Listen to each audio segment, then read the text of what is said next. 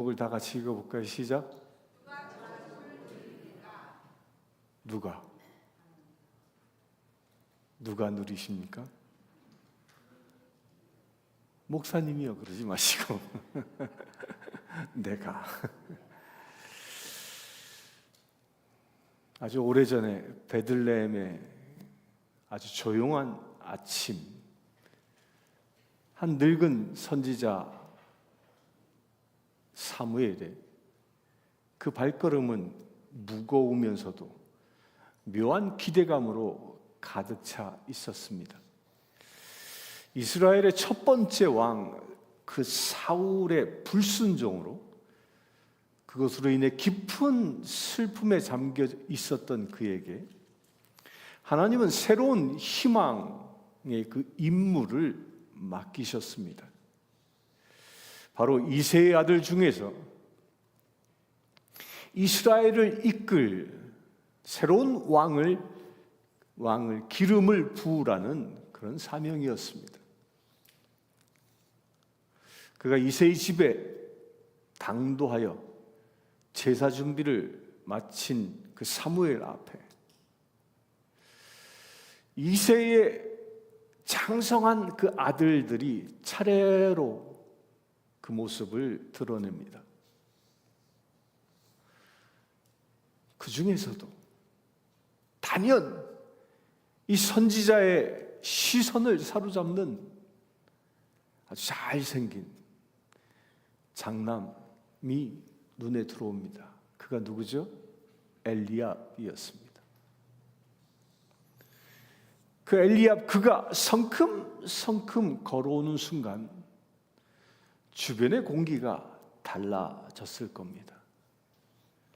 큰 키에 딱 벌어진 어깨에 강인한 턱선과 아주 자신감 넘치는 그런 걸음걸이까지 누가 보아도 전장을 지휘할 수 있는 위대한 왕의 제목이었습니다. 누가 떠오릅니까? 과거 사울 왕이 뽑혔을 때 그는 다른 백성들보다 무려 어깨 위만큼 머리가 하나 더 있었다는 얘기입니다.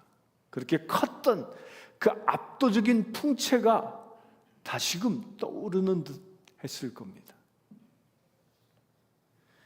영적인 안목을 가지고 있었던 이 사무엘조차도요, 그 훌륭한 외모 앞에 압도되고 있었습니다. 그래야 그는 가슴이 뛰기 시작했고 속으로는 탄성이 울려 나왔습니다. 과연 여호와께서 기름 부을 자를 지금 내 앞에 서게 하였구나. 저 당당한 체구와 위엄과 그것을 보라. 그가 이스라엘을 구원할 새로운 지도자임에 틀림없다. 이런 생각이 들었을 겁니다. 그래서 사무엘이 기쁜 마음으로 뿔에 담긴 기름을 그 엘리압에게 부으려던 그 순간, 그 찰나였습니다. 그때 선지자의 마음 깊은 곳을 울려대는 하나님의 고요하고도 단호한 음성이 그의 손을 멈추게 합니다.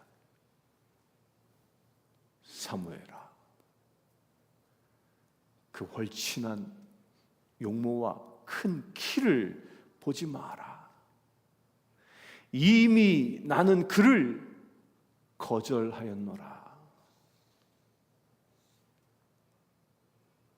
이것은요, 인간의 당연한 판단을 완전히 뒤집는 선언입니다. 이어서 하나님의 말씀이 그 선지자의 귓가에 뭉직하게 맴돌았습니다. 내가 보는 기준은 너희 사람과 같이 아니하다. 사람은 눈에 보이는 화려한 겉모습을 조건을 보지만 나 여호와는 그 사람의 가장 깊은 곳, 바로 그 중심을 보느니라. 그 음성을 듣는 그 순간 사무엘은 들고 있었던 그 기름불을 가만히 내려놓습니다. 눈앞에 서 있는 건장하고 헐친하고 화려한 그 엘리압의 외모는 점차 사무엘의 눈에 서서히 흐려지고, 대신 보이지 않았던 그 영혼을 감찰하시는 그 하나님의 시선이 얼마나 무섭고 정확한지 깨달으며 그는 숨을 죽였습니다. 하나님이 진정으로 찾으시는 지도자는 화려한 갑옷을, 그 갑옷이 어울리는 그런 강한 육체가 아니라 하나님을 향해 온전히 엎드릴 줄 아는, 그리고 진실하고 겸손한 마음을 가진 자라는 사실을 이 선지자는 다시 뼈저리 깨닫게 된 것입니다. 엘리압은 물러갔고 사무엘은 이제 사람의 눈이 아닌 하나님의 눈으로 다음 아들들을 기다리기 시작합니다.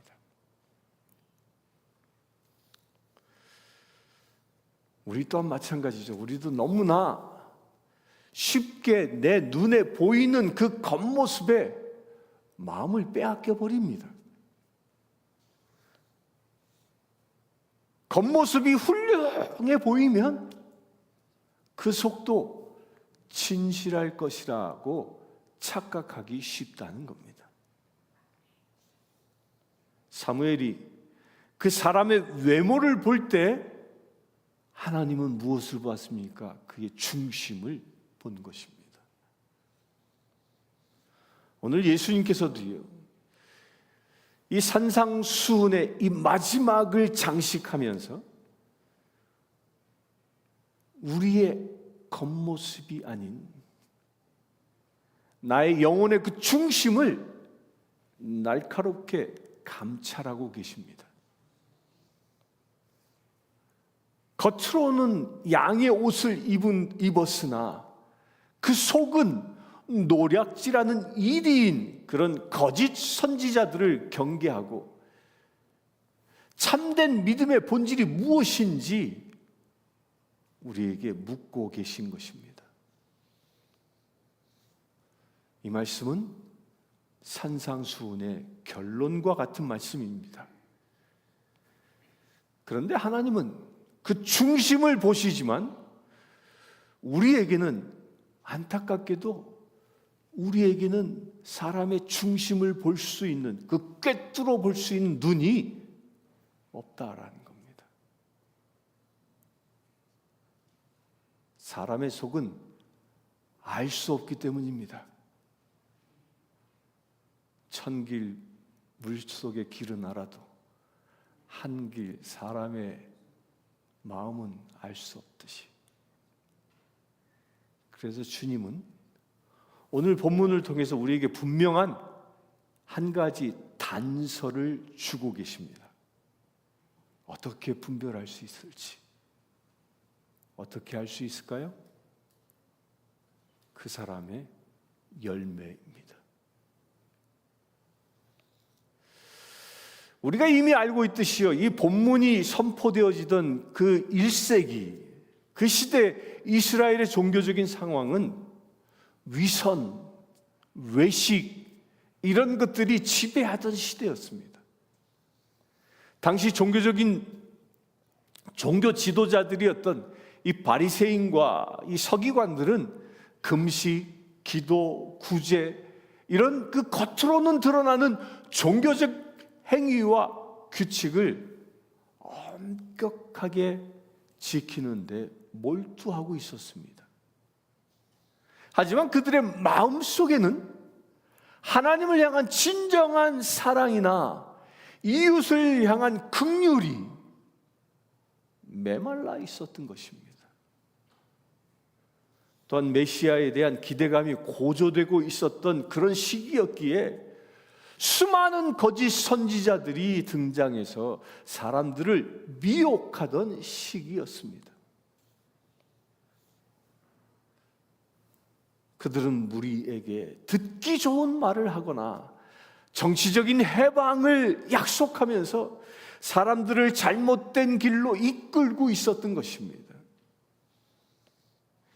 예수님은 이런 영적인 혼란 속에서요, 제자들과 그를 따르는 그 무리들에게 천국 백성으로서 갖추어야 할 진짜 기준이 무엇인지를 명확하게 제시하셔야만 했던 것입니다.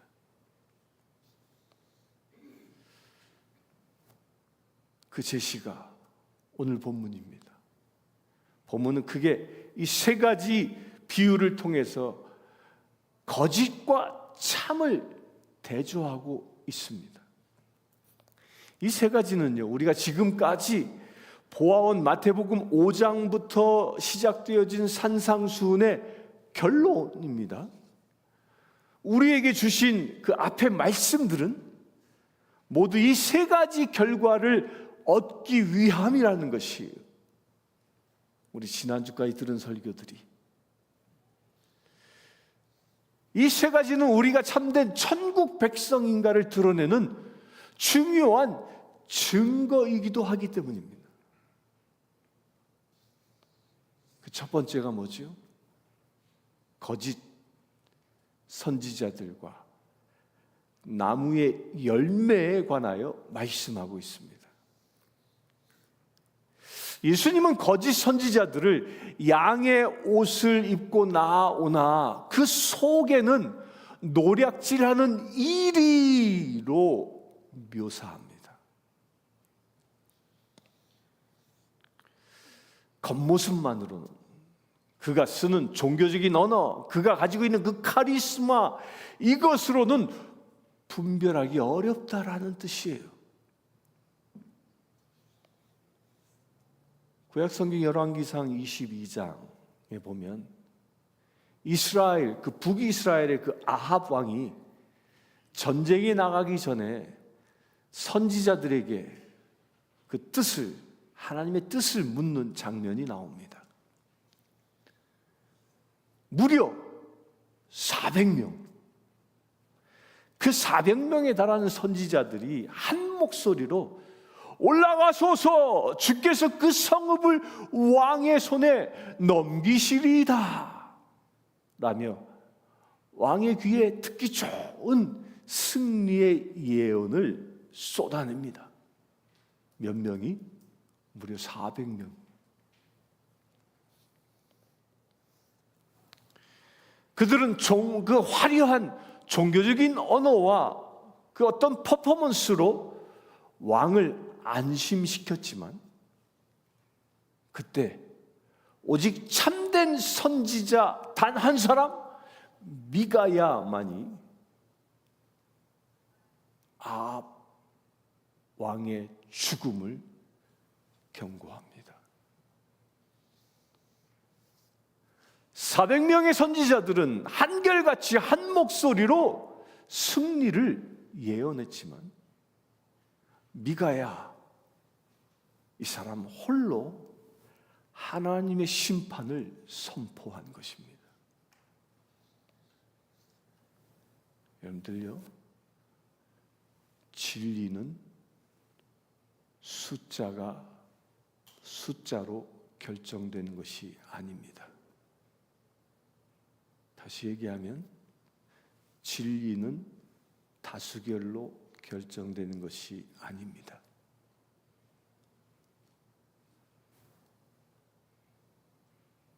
듣기 좋은 말이라고 다 하나님의 말씀이 되는 것도 아닙니다. 결국 무엇이 하나님께로부터 왔는지는 그 말씀의 진실성과 그 열매를 통해서 드러난다는 것입니다. 이것을 예수님은 그 분별의 시금석으로 이 열매를 제시하고 계신 겁니다. 가시나무에서 포도를 딸 수 없듯이 사람의 그 내면적인 그 본성, 이걸 나무로 비유한 것인데, 그 본성은 결국 그의 삶의 방식과 인격, 그리고 그가 맺는 결과물, 곧 열매로 드러나기 마련이라는 겁니다. 좋은 나무가 아름다운 열매를 맺는 것은 필연적이고 자연의 법칙이고 영적인 법칙입니다. 좋은 열매에 관하여 갈라디아서 5장 22절에서 23절에 이렇게 말씀합니다. 우리가 맺어야 할 열매 9가지. 오직 성령의 열매는 사랑과 희락과 화평과 오래 참음과 자비와 양선과 충성과 온유와 절제니 이와 같은 것을 금할 법이 없느니라 라고 말씀합니다. 이 9가지 열매가 뭘까요? 9가지 열매는요, 하나님의 성품입니다. 성령의 열매, 이 하나님의 성품의 열매는 천국에 들어가기 위해서 쌓는 공로가 아니에요. 오히려 하나님의 그 은혜로 구원받고 그리스도 안에 거하는 사람들에게 나타나는 생명의 증거라는 것입니다. 좋은 나무가 좋은 열매를 맺듯이 참된 믿음은 반드시 삶의 열매로 나타나는 것입니다. 천국 백성에겐 이러한 9가지 열매가 반드시 나타나야 합니다. 따라서 하나님의 자녀된 성도라면요, 반드시 하나님을 닮아가야 한다는 것입니다. 누구를 닮아요? 하나님을. 이러한 성령의 열매가 바로 천국 백성의 그 삶에서 나타나는 증거입니다. 내가 천국 백성이라면 9가지 성품이 나타납니다. 우리 모두 이 9가지 열매를 날마다 맺으시길 축원합니다. 두 번째로요, 주여 주여 하는 자들에 관한 말씀을 하고 계십니다. 이 단락은 신앙이 좋다고 하는 사람일수록이요, 아주 두려움으로 오는 말씀 중에 하나입니다. 여러분, 예수님의 12제자 가운데 가룟 유다를 기억하시죠? 이 가룟 유다 역시요, 12제자의 한 사람으로 이미 그는 부름받았고요, 다른 제자들과 함께 파송되기도 합니다. 그는 누구보다 가까이에서 그 예수님의 말씀을 듣고 놀라운 사역의 현장을 직접 참여하며 목격했던 사람입니다. 그러나 마지막에 그의 삶은 주님을 향한 참된 충성과 그 말씀의 순종으로 이어지지 못했습니다. 그는 3년 동안 어느 누구보다도 가까운 곳에서 예수님을 라삐여 주여라고 부르며 그의 말씀을 듣고 사역의 현장까지 함께 했음에도 불구하고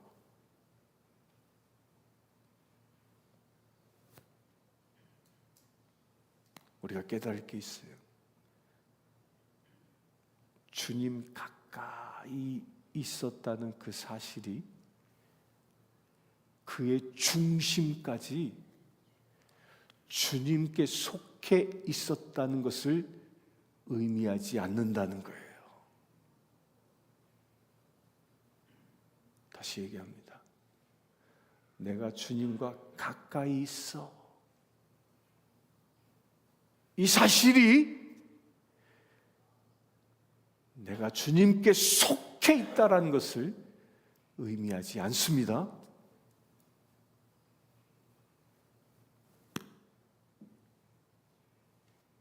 주님 가까이 있다는 것과 주님께 속해 있다는 것은 다른 이야기입니다. 그의 내면은 아버지의 뜻이 아닌 자기의 탐욕으로 가득 차 있었던 겁니다. 가롯 유다의 삶은 그 말씀의 엄중함을 우리가 생각하게 합니다. 주여, 주여, 라삐여, 라삐여 이렇게 부르는 그것은 단순히 입술의 고백이요, 선지자 노릇을 하고 귀신을 쫓아내는 것은 종교적인 능력과 사역일 뿐입니다. 근데 주님은 뭐라고 얘기하십니까? 주여, 주여 부르고 귀신을 내쫓고 기적을 일으켰어도 주님은 뭐라고요? 예수님은 이렇게 얘기합니다. 내가 너희를 도무지 알지 못한다.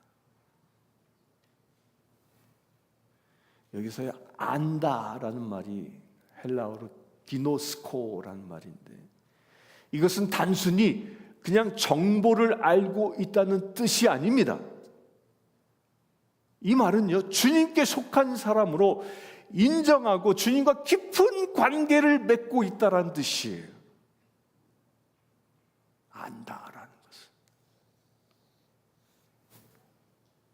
그들은 예수님의 이름을 사용했지만 정작 예수님께 속한 삶을 살지 않았던 것입니다. 주여, 주여 부를지라도 그가 예수님께 속한 삶을 살지 않은 것입니다. 여러분들 기억하십시오. 능력, 은사, 종교적인 그 열심이 결코 구원의 증거가 되지 않습니다. 우리는 순종하기 때문에 구원받는 것이 아니라요, 구원받은 자, 구원받은 믿음이 있기에 그 믿음을 통해서 순종의 열매를 맺는다는 것이에요. 순서를 정확히 알아야 됩니다. 그런 믿음이 있으십니까? 하늘에 계신 아버지의 그 뜻대로, 하늘에 계신 아버지의 그 뜻대로 행하고자 하는 그 순종이 바로 구원의 증거라는 것입니다. 이것을 요한일서에서 이렇게 얘기합니다. 그를 아노라 하고 그의 계명을 지키지 아니하는 자는 거짓말하는 자요, 진리가 그 속에 있지 아니하되라고 얘기합니다. 그렇습니다. 계명을, 하나님의 말씀을 지키는 그 성도에게 진리가 있습니다. 이처럼 주님의 그 말씀에 순종하는 삶이 바로 천국 백성의 삶이라는 것입니다. 순종할 수 있게 되길 바랍니다. 세 번째 증거가 지혜로운 건축자와 어리석은 건축자에 관하여 말씀하고 있습니다. 하필이면 건축자가 왔네 오늘.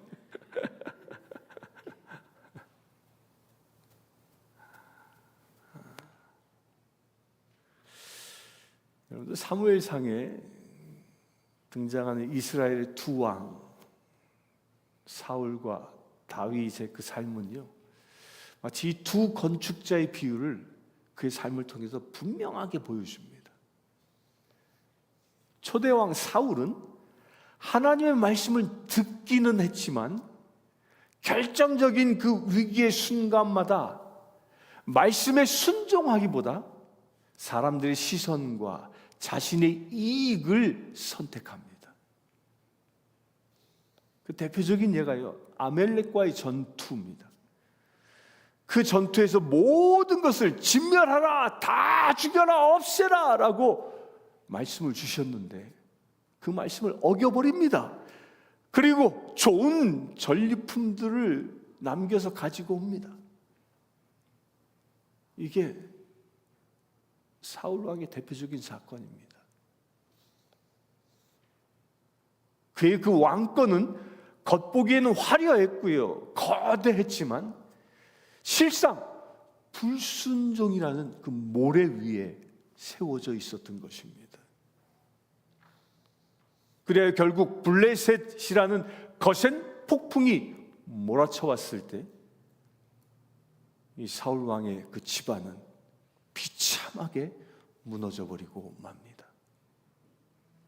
반면에 다윗은요, 사울에게 쫓겨다니던 그 광야, 그 세월 동안에 자신이 사울 왕을 죽일 수 있는 기회가 눈앞에 있을 때 그조차도 뭐라고 얘기하죠? 내가 손을 들어 여호와께 기름 부음 받은 자를 치지 아니하리니 라고 말합니다. 이 말씀 위에 자신의 행동을 세운 것입니다.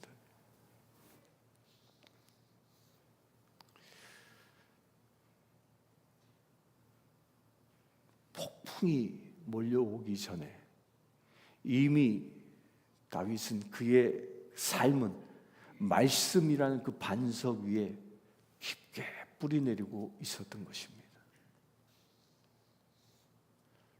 말씀의 반석 위에 그가 섰기 때문에 훗날 그 다윗이 죄를 범함, 그의 가정에도 무서운 폭풍이 몰아쳤습니다. 그러나 사울과 달랐던 것은요, 그 엄청난 폭풍 속에서도 그를 지탱한 반석이 이미 오래전부터 놓여 있었기 때문입니다. 다윗은 말씀의 반석 위에 자기의 삶을 세웠기 때문에 수많은 폭풍을 이겨낼 수 있었던 것입니다. 말씀이 그의 죄를 드러냈을 때 그는 변명으로 자신을 지키기보다 내가 여호와께 죄를 범하였노라 라고 고백합니다. 그리고 엎드리고요. 이것은 바로 반석 위에 세워진 삶이 흔들리지도 않고 무너지지도 않는다라는 증거입니다. 예수님은 말씀을 듣고 행하는 자와 듣고 행하지 아니하는 자, 이것을 두 건축자에 비유하고 있는 겁니다. 두 집 모두요, 겉으로 보기에는 훌륭하게 지어졌을 것입니다. 그런데 차이가 어디 있어요? 기초에 있습니다. 그런데 팔레스타인 지역은요, 평소에는 그 땅이 마치 모래땅과 같았습니다. 그래서 우기에 비가 내리면 아주 거센 급류가 흙탕물을 만들어내며 지역이 아주 흙탕물로 바뀌어버립니다. 비가 내리고 창수가 나고 바람이 부는 그 인생의 위기와 최후의 그 심판 때에 예수님의 그 말씀에 순종하며 살아간 사람, 그래 반석 위에 서 있는 사람은 무너지지 않지만 그저 듣기만 하고 삶의 변화가 없는 사람, 이런 사람 마치 모래 위에 세워진, 그렇게 변화가 없는 사람은 무너짐이 심할 것이라고 경고한 것입니다. 이것은요, 천국을 집에 비유한 것입니다. 이 집은 천국 백성의 믿음과 삶을 보여주는 비유의 말씀인 겁니다. 주님의 말씀을 듣고 행하는 사람은 반석 위에 그의 삶의 집을 세우는 사람입니다. 그러기에 그 삶은 마지막 심판 그날에도 결코 무너지지 않는 것입니다. 산상수훈의 이 마지막 말씀인 오늘 본문은 지금 우리에게, 나에게 무엇을 말씀하고 계시는 것일까요? 첫째로요, 삶의 열매로 분별하고 증명하라는 것입니다. 우리는 지금 미디어와 정보가 흘러 넘치는 그런 시대에 살고 있습니다. 그래, 화려한 말솜씨나 자극적인 메시지, 또 조회수, 이런 겉보기에는 성공이 진리로, 이런 것들이 성공이 진리로 담보되지 않습니다. 조회수 많다고 성공하는 거 아닙니다. 우리는요, 내가 따르는 가르침이나 그 메시지가 나에게 어떤 열매를 맺고 있는지 나를 분별해야 한다는 거예요. 더 나아가 내 삶이라는 그 나무에는 이웃을 향한 사랑이, 오래 참음이, 정직이라는 그 성령의 그 열매가 주렁주렁 맺히고 있는지 스스로의 그 내면을 깊이 돌아보아야 한다는 것입니다. 천국을 소망하는 그 성도들의 삶에는요, 반드시 성령의 열매가 나타나야 하기 때문입니다. 9가지 열매를 맺으시길 축원합니다. 두 번째로요, 행함이 있는 살아있는 신앙을 살아야 하는 것입니다. 설교를 듣습니다. 성경을 공부하고요, 찬양의 은혜를 받는 것은 너무도 귀한 일입니다. 하지만 은혜 받는 것에서 멈춘다면,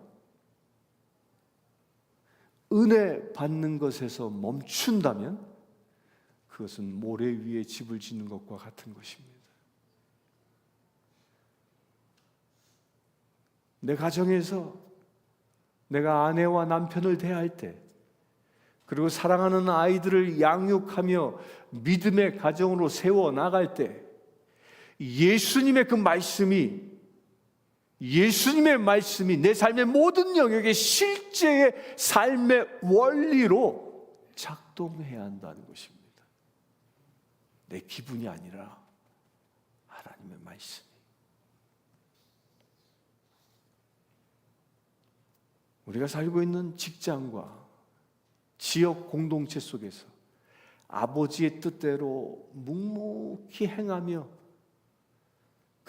살아가는 그 하루하루가 바로 반석을 세우고 그 반석의 그 기초를 놓는 과정인 것입니다. 성령님과 함께 믿음과 그 삶이 일치하는 삶을 살아가는 것이 바로 천국 백성인 것입니다. 그렇게 되길 축원합니다. 세 번째로요, 인생의 거센 비바람을 견딜 수 있는 반석을 확인해야 합니다. 우리 인생에는 반드시요, 비가 내리고 창수가 나는 그런 무서운 날은 찾아옵니다. 경제적인 위기, 관계의 단절, 혹은 노후에 대한 막연한 두려움이 폭풍처럼 우리에게 들이칠 때, 그 폭풍 앞에 섰을 때요, 내 신앙이 어디에 기초를 두고 있는지가 드러납니다. 평온할 땐 드러나지 않습니다. 내 경험이나 세상의 재물이 아닌 변함없는 그 예수 그리스도의 말씀이라면, 그 말씀이라는 그 굳건한 반석 위에 우리의 가정과 나의 남은 그 인생의 계획들을 세워나가시길 축원합니다. 말씀의 반석 위에 천국 백성의 삶이 세워져야 하는 것입니다. 사랑하는 성도 여러분, 그렇다면 누가 천국을 누리겠습니까?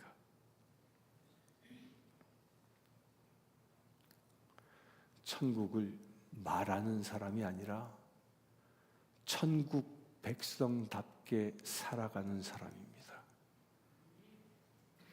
주님의 은혜 안에서 성령의 열매를 맺고 아버지의 뜻에 순종하며 그 예수님의 말씀을 반석 삼아 살아가는 사람이 천국을 누립니다.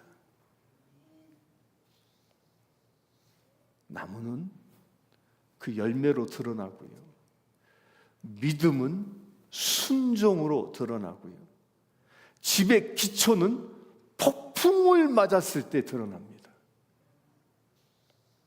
그리고 이 모든 것은 결국 우리가 어떤 나라의 백성으로 살아가고 있는지를 보여준다는 것입니다.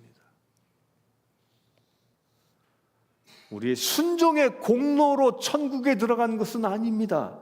그러나 은혜로 천국 백성이 된 사람이, 은혜로 천국 백성이 된 사람, 그 사람의 삶에는 반드시 순종의 열매가 맺어진다는 것입니다. 그러므로 여러분들, 말씀을 듣는 데서 멈추지 마십시오. 사랑해야 할 사람 사랑해야 하고요, 용서해야 할 사람 용서해야 하고요, 내려놓아야 할 것은 내려놓아야 합니다. 그 작은 순종 하나하나가 천국 백성으로 살아가는 믿음의 걸음걸이인 것입니다. 비가 내리고 어마어마한 창수가 나고 거센 바람이 불어도 무너지지 않는 그런 믿음의 집을, 예수 그리스도의 그 말씀을 듣고 순종하는 그런 반석 위에 세울 수 있게 되길 축원합니다. 그래야요, 이 땅에서부터 천국의 삶을 살아가면서 마지막 날 주님 앞에 기쁨으로 우리 모두 설 수 있게 되기를 주님의 이름으로 축원합니다. 함께 기도하겠습니다. 주 아버지 하나님, 감사합니다. 주님께서 우리를 당신의 백성 자녀 삼으시고 우리가 어떻게 천국 백성으로 살아갈 수 있을지 깨닫게 하심을 감사합니다. 열매 맺으라 말씀하심에 열매 맺는 삶을 살아가기를 원합니다. 우리의 열매를 보고 우리가 누구인지 분별하며 살아가기를 원합니다. 귀한 열매, 9가지 성령의 열매를 맺는 하나님의 성품을 닮아가는 거룩한 믿음의 제들 되게 하여 주시옵소서. 아니, 우리가 그렇게 되어지기를 원합니다. 또한 주님, 입으로만 우리가 주여 주여 하는 자가 아니라 오직 말씀에 순종하며 살아갈 수 있는 우리 되어지기를 원합니다. 그래서 주님, 내 삶이 오직 예수 그리스도의 삶이 되어지는 축복의 자녀 되어지기를 원합니다. 그래서 주님, 우리가 온전히 믿음의 반석 위에 세워져 천국을 건설해 나가는 믿음의 행보가 날마다 이루어지기를 원합니다. 우리 주 예수 그리스도의 이름으로 기도드리옵나이다. 아멘. 오늘 다음 길은 546장 찬양